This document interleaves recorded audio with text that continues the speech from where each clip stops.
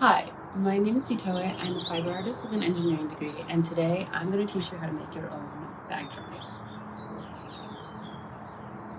To make our square knot charms, we'll need cord and a clip. I used 9mm braided cotton cord, but any thick rope or even paracord will work here. It'll also be nice to have fabric glue and a toothpick. And of course, a pair of scissors. If you have a ruler and a crochet hook, those might be helpful to you as well. I like to start students off with the square knot because it's arguably one of the most versatile in macrame and in knot tying in general. It's also very easy. You've probably tied it before without knowing its name. Start by taking your cord and folding it in half. Slide your keyring all the way down to the midway point of your cord. If you have a ruler, measure out 3 centimeters from the eye of your clip up your cord. If you don't have a ruler, you can use 2 or 3 of your middle fingers to roughly estimate. It doesn't have to be exact. Pinch your cords where you measured and fold either end down to either side. It'll look like a loopy M. Fold your right hand working end over your middle 2 cords. Leave a nice size loop as you make your fold. Then under your left hand working end. Now take your left hand working cord, wrap it back behind your 2 middle cords and through the loop we left. Gently tighten your knot by pulling your left and right cords little by little. The goal is snug but not too tight. We don't want to pull the cords so taut that it loses its chunky volume. Now we'll take our left hand working cord, bring it over and across our middle cords and under the right hand working cord. Our right hand working cord will go back behind our middle cords and through the loop. I like to hold the base of my knot, the 2 middle cords, in between 2 of my middle fingers in order to hold it steady while I tighten. And there's our first square knot. For those who are familiar with macrame, this keychain is basically just a really short square knot sinnet involving 2 stacked square knots. That means we're going to do the exact same steps we just did again. This time we'll keep the knot loose.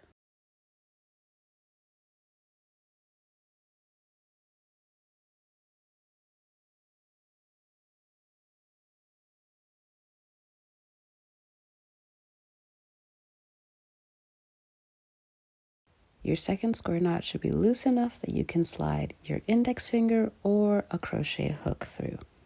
This is all because we want to tuck in our working ends before we tighten our knot, so we can keep everything tidy and hidden. Take your right hand working cord and slide it into your knot like you see here. Then you're going to flip your knot over and do the same on the other side.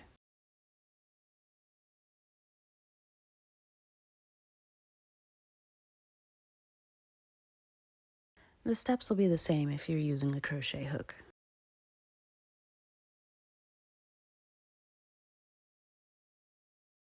Next, we'll tighten our square knot around the working ends that we just tucked.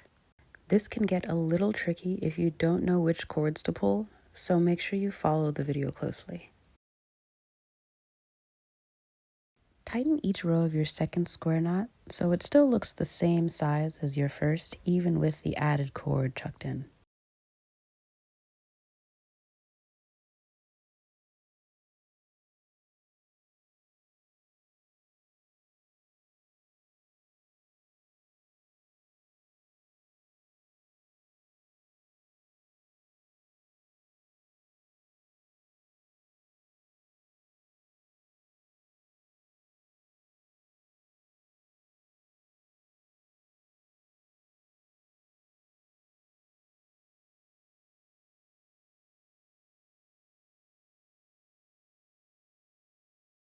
We're almost done.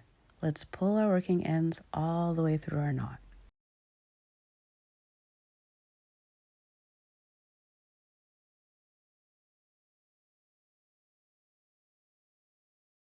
So this next step is optional. If you want to, you can skip forward to where you chop your working ends off and tuck in the last little frayed bits to the center of your knot and be done. But I like to add glue to secure my knot. Start by pulling your working ends even tighter through your knot. It might end up condensing your knot a bit, but we'll readjust once we finish applying the glue.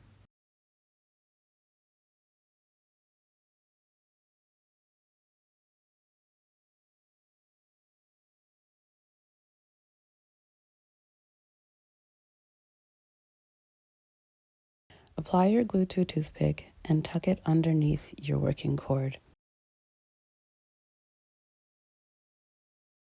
Try to spread it around the inside of your knot. When you're done, take your scissors and snip your working cord as close to your knot as possible without damaging the knot itself.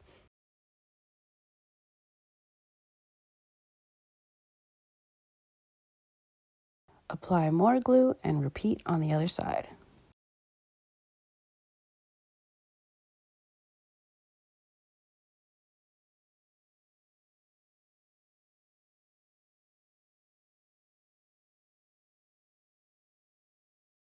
Gently pull on the tightened bottom loops where you tucked in your working cord so you can just barely hide the frayed ends of your working cord behind your square knots. And I mean gently. You really don't want to accidentally tug your entire working cord out at this stage.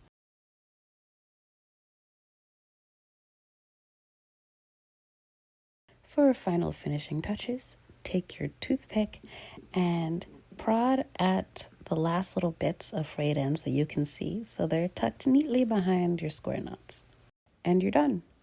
I hope you had fun, and now you don't have to go out and buy a $300 Mew Mew charm or whatever, because you know how to tie these yourself.